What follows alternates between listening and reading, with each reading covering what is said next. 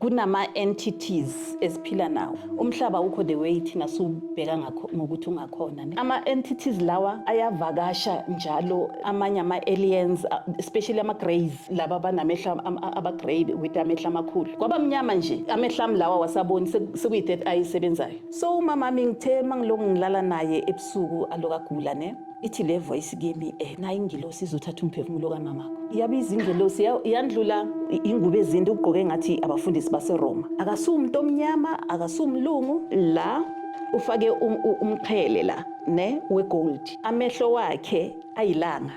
Angathi ilanga the way mowabheka.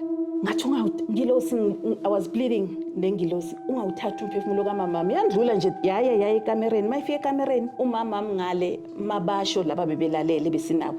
Bathi umamami washaya ngeilimi, nami bathi bengishaya ngeilimi, bathi bengikhuluma ilanguage abangayazi. Mase kuphelela, then that's where kwaqala i-out of body experience. Ngaqala ukwazi ukuphuma emzimbeni. Uma ngiphuma emzimbeni ngawubona umzimba wami nangu ulele lapha empedini. Lento yami yokuphuma emzimbeni and ngikhona ukutravela on the spiritual realms. There was a time lana kufika a reptilian man.